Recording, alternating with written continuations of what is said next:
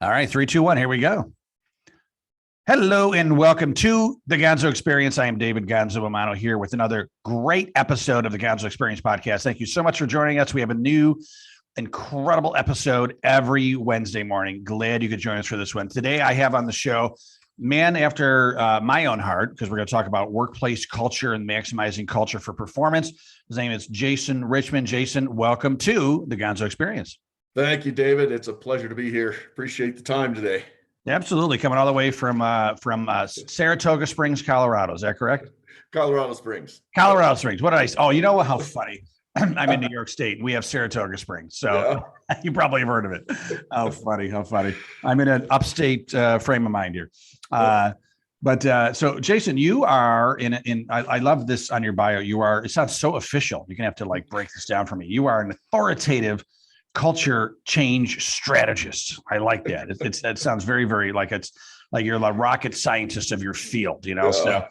So you work on having companies have ideal outcomes through culture. You've written 2 books, Culture Spark and Culture Ignited.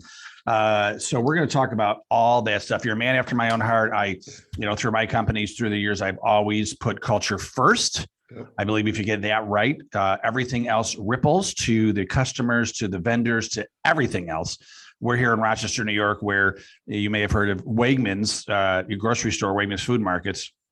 And they are always near the top of the Fortune best companies to work for, 1, 2, 3, for so many years. And they have always, this is like, they've been around for 100 plus years. They have always put culture first. They've always put the team first, because they know if they get that right, it's going to spread.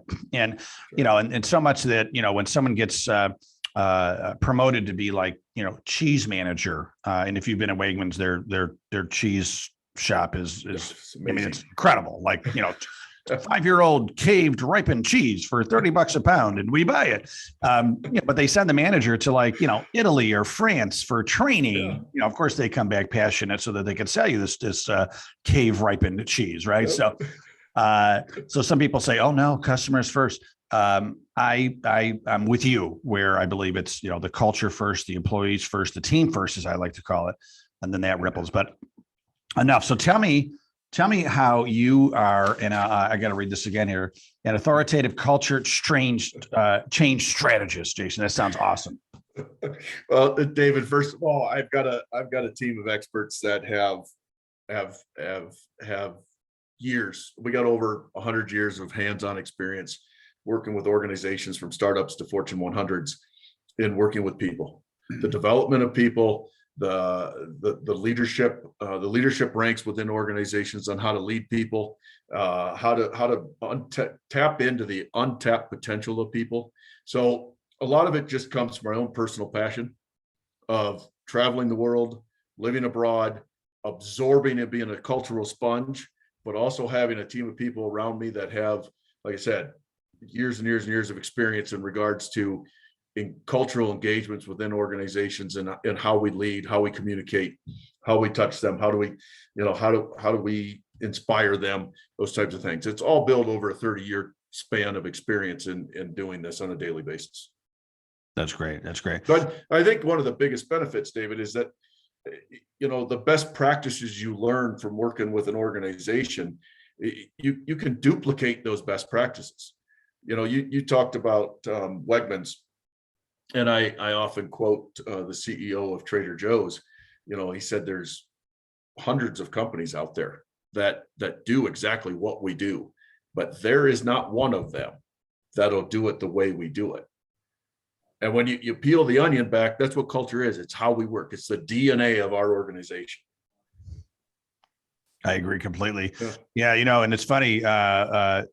I'm forgetting the name of the gentleman, the founder of Whole Foods. Do you remember his name by chance? But I know who you're talking about, but the name's not coming to me right now. Yeah, I wrote the book about conscious capitalism. I'll remember, but John something. But I years ago, I was in New York City, and it was a small seminar he was giving. It was about 50 of us, and he was talking about building Whole Foods.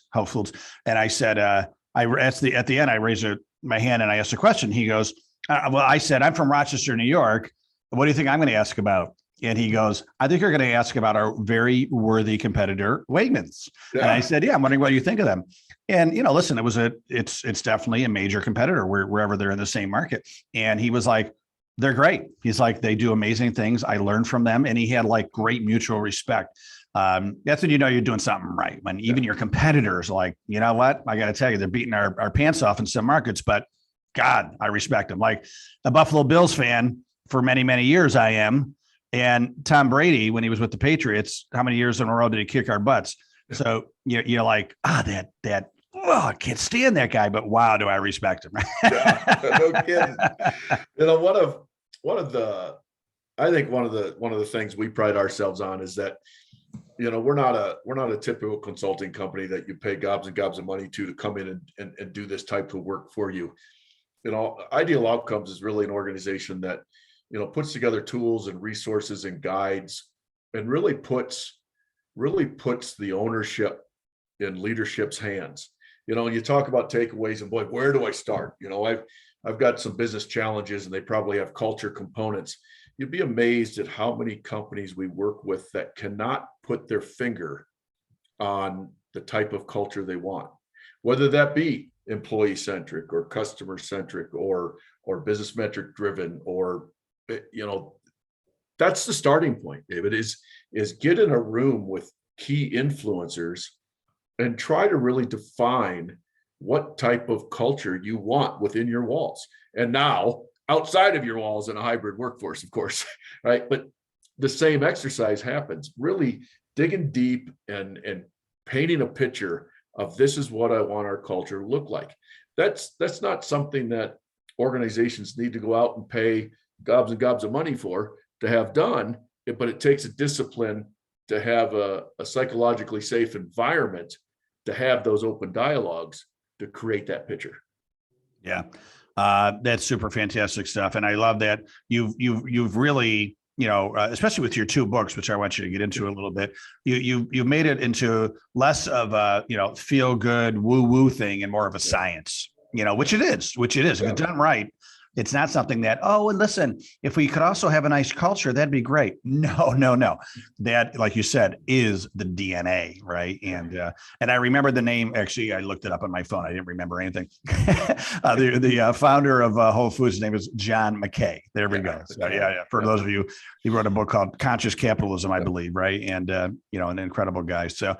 All right. So Jason, tell us, like a lot of the Gonzo family, they're small to medium sized entrepreneurs. So not the size of Wegmans or not the size of Southwest Airlines. Maybe they're, 3 to 5, 20-person organizations, maybe 100, who knows? What can, these smaller companies do to get the culture right from the start? One, when you're working with that small organization, that company, a culture kind of naturally takes on the life of, the owner, CEO, owner, top dog in the organization. And that culture formulates kind of organically around that personality style, right? So as an organization is growing, or they might try to incorporate a new policy or procedure, or they're going through some type of change, or maybe they need to bring on a sales manager, or maybe they need to bring on an ops, VP. Right. This is the ideal time for that organization to get a room with key leaders and really define what that culture is, but also then involve their employees. If it's 3 or 10 or even 100, involve their employees by interviewing them, sitting down with them, Survey Monkey, whatever, do a culture assessment, get the perceptions of your workforce, whether it be 3 people, 10 people, or 100 people. If you don't take the time to get really a true, honest perception of your people, you're never really going to know what your culture is today. So I said, that's your starting point. Do your analysis first and be confident enough, that we're not shooting the messenger, right? And be confident enough to hear the good, the bad, and the ugly. Well, it's, you say ugly, you're going to have a culture, whether you like it or not. That's right. Yeah. So why not instigate a good culture instead of like something, naturally degrading into a bad culture. Yeah. And, if someone had kind of nipped Enron in the bud, there may have been the questioning within their culture to not have what happened at Enron and a lot of these companies, right? So just last week, David, I was doing some culture diagnosis with a small little regional bank. And I was talking to one of their business bankers, and he's been there almost 8 years, and he can't wait to get out the door. I mean, he just absolutely can't. And it's all a cultural issue. He's got a manager that keeps canceling one-on-one meetings. He's had a career path that, for no really stated solid reason hasn't happened. He's been held in positions a lot longer than he should. I mean, he is just so disenchanted, right? I mean, he's doing his job, but he's not going the extra mile. He's not going above and beyond. And he flat out told me last week, he goes, I can't wait to walk out that door. Yeah. And that's that level of leadership. That's the impact that culture has. And this is just a small little bank. It might have 50, 60 employees, right? But the owner, the branch manager, the leadership team has no idea he feels that way. Yeah. Yeah. What's his name? No, I'm just kidding. What's the bank and what's his name? Yeah. Yeah. Yeah. Well, and sometimes it's, when it's a smaller organization, it hurts more because, he makes up a large percentage of the whole employee base. And, it's like, I say, it's like a bad apple, right? I mean, it's like a cancer, one cell can spread to the rest. How is his attitude? How is his sour attitude influencing others around him? And instead of inspiring, it's doing the opposite. That's right. Another thing, we talked about things you can actually do, to help impact, to help formulate that culture is talk to your people about development, professional development. It might be technical development, might be technology, it might be training, it might be things to make them more effective at their job, but it might be an outside interest that someone has within your organization that you could help support in that development, that growth, that learning. People, the workforce today do not want to be stagnant. Yeah. Right. So I wrote a book in, what year was it? 2015, I believe, 2014 or 15, my second book. It was about workplace culture. I couldn't have this title today because about a year afterwards, it was the Me Too movement hit.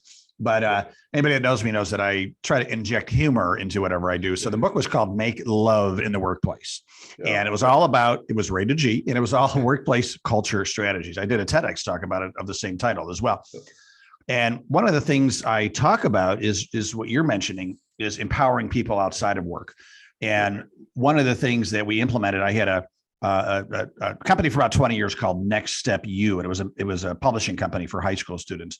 And we had this culture strategy where we would let people take a week off to volunteer in the community. Yeah. And it wasn't part of their vacation time, sick time, PTO, whatever. It was an addition. You could take it. You don't have to. You could take one day at a time. You could take 1 week at a time, 3, whatever you wanted to do.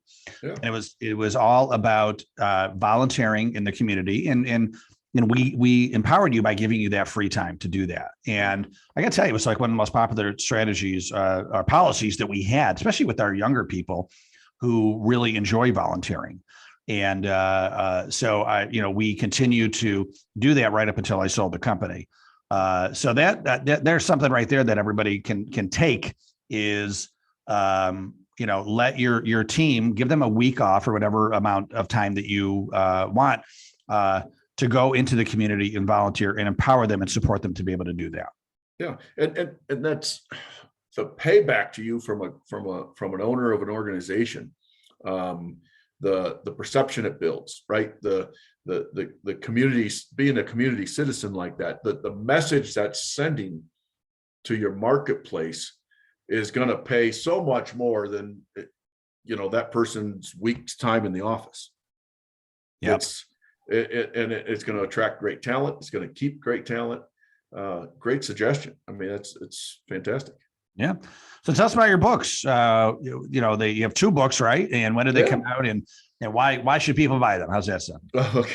Well, Culture Spark was the first book, and David, it wasn't me just sitting down spewing and sharing my thoughts and my ideas. I actually spent 2 years of doing nothing but traveling the world, interviewing executives, leaders, all different types of companies, different industries, to really create these cultural through lines. And we developed a simple 5-step process for any leader in an organization, any department head, any C-level person to take and implement within their organization, talking about defining your culture and then diagnosing, creating a culture plan. I mean, you create a sales plan, you create a growth strategy, you create an operational plan. You should be creating a culture plan, setting up the right business metrics, and then working with your leaders and your influencers and your workforce to actually sustain and continue that culture. So it's a simple, very how-to approach to, we've got some cultural issues. How are we going to fix this? And it's basically a hands-off approach. When we engage with companies, we work with them, we guide them, we guide conversations, we help create tools for them to use, but ultimately it's an internal effort. And then I followed up with the second book, Culture Ignited, and I took off from the last step in the process, Sustain. And the second book really does focus on the disciplines of leadership that you need to have in place to really continually evolve and grow and sustain that culture, for all the efforts you put in. Things like making sure you have a rally cry, a shared purpose, right? Making sure everyone in the organization understands why they get up every day and why are they there and the value they bring. The power of trust and authenticity in our leadership skills and being transparent. How to take a look at how we measure performance today. I mean, how many organizations have you worked with, David? You've seen, you got the annual performance review. Here, David, fill this out, get it back to me. I'll make a couple comments. I'll put some check marks on it. Then let's put it in a file cabinet and I'll see you in a year, right? Reevaluating and putting that essence and the importance on performance conversations, performance management, talent developments, and other discipline. I talked about it earlier, focusing on developing your talent in many different ways than just technical skills or job skills. And then of course, creating an environment of belonging and inclusion. I'll give you a prime example. A couple months ago, I am still working with, it's a medium-sized insurance company. And they did a company-wide engagement survey. It was greatly appreciated, right? It went up to the top leadership. They got the results, reviewed the results. I worked with them on understanding and working with the results. And then an announcement went out and said, hey, we appreciate your input. We had a high percentage of people, but we're really not going to implement any change. And at a 12-month period, they had a 24% turnover. Wow. Yeah. Did they realize that that was not the right decision? Yeah. Right. So, but that's just a prime example of how important today's workforce is in regards to culture. 12 months, 24% turnover rate. That's not good. All right. So let's say, okay, we got a small company here, any size company, actually. We want to get started. Like give us maybe the first, few steps that we could do to get a hold of our culture and instigate it instead of just taking a life of its own. Yeah. Well, one I would, we call it what we call a culture walk tool. Either yourself as an owner, a small company, have some one-on-ones with all your employees. If you got 10 employees, 20 employees, you can do it virtually, but have an honest culture question. What do you like about our organization? What can we do better? What do we need to stop doing? What do we need to start doing? What are some of the cultural things that we need to be looking at? And it's not perks and benefits and compensation. It's the work environment. So step one is go out and have culture conversations with your people. Demonstrate to them that the environment that they work in is important to you as a business owner, or a leader. Walk the walk, right? Invest that time in your people to get their input. Make them, they let them understand you value their opinions and what they're bringing to the organization. That's step one. Two, put a plan together with your leadership team on some metrics, what you might look at in regards to measuring your culture, and a plan on how you're going to continue to keep culture at the forefront. And that doesn't mean posters on the walls, right? That's behaviors. So in other words, from a leadership rank, how do we have to behave?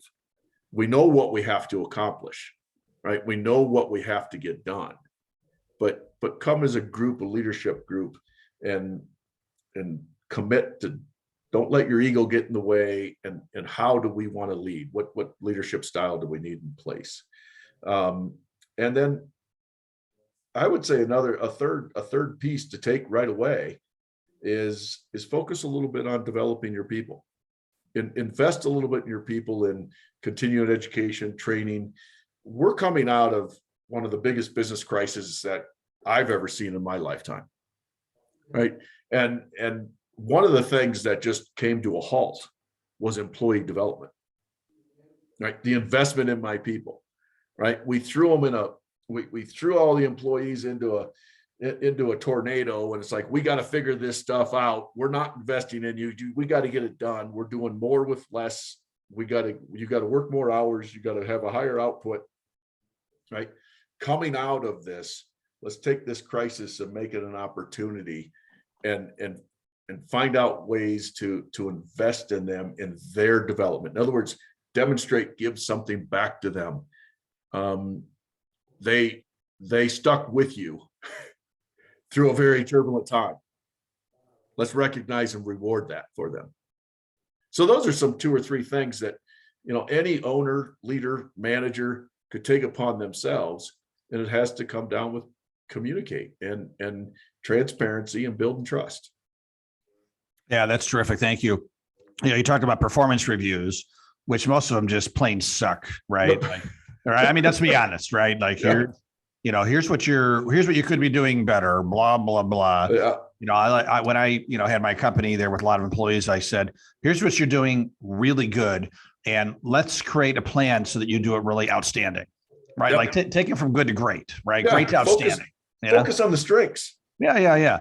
And then another thing I started doing is, I was reviewing everybody every year. And then I realized, like, gosh, no one's reviewing me as a CEO. And so I created a CEO review where I could get feedback. I could get feedback from the team about what I'm doing well. And frankly, I want to know what I'm not doing well, what I could be better at. And they brought it, and they brought me the good, bad, and ugly. I describe it as the most enjoyable punch in the stomach I ever had, because some of it was wonderful, but some of it I needed to hear. Like I needed better listening skills. I needed to be more of an active listener. It was like a big theme. So I worked on that. And so when I said, when I asked somebody how their weekend was, I would actively listen, and then I would ask questions. I think they were regretting it, right? Because now I was like really listening and asking more questions, but that was a big thing for me, is the CEO review, getting feedback on how I could be a better leader. Yeah, for sure. Yep. That's huge. And then another thing you said, talk to your employees, right? Talk to the team one-on-one. And I love that. One thing that I realized in my experience was that in the beginning, I would ask for feedback, like, oh, hey, we've got a big decision coming up. I would get feedback. And then at the end, being the leader, I would choose the direction. And I started feeling like, like people that had given me feedback that maybe weren't in favor of the direction that I chose were turned off into giving me more feedback down the road. Like I wasn't listening to them. And I was, but at the end of the day, I had to make a decision, right? I had to listen to what everybody said. And then it's my responsibility to say, all right, let me take all this feedback and make the decision. So then I realized that before I would announce the decision, I would get with the team and I would say, hey, thank you for your feedback. I really listened to it all. Here's what I'm doing. Here's the direction we're going in, and why, and explain why. And then they felt like they were at least listened to, and realized, like, all right, David is not going to listen to me every time. That's right. But at least he did. and my feedback was taken in and the direction was made. So, and then they would continue to be engaged if I handled it like that. Yeah, we call that what's in it for me communication, right? Any type of leader is communicating, maybe assigning task or implementing a change within their organization.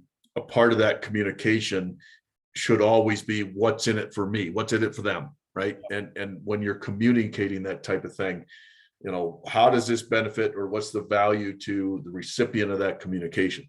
And it's critical. Otherwise, you don't know how it's perceived, and if it's perceived negatively, that can spread like wildfire. Yep. Very good. So, hey, John, or I'm thinking of John McCain. Jason, that's really good leadership. You're thinking by the wrong name. Jason, at least I'm humble enough to admit I make mistakes, right? A sign of a good leader, humbleness, right? So, Jason, if people want to, learn more about having a good culture, do you have anything on your website? How could they learn more, engage with you and contact you and all that good stuff?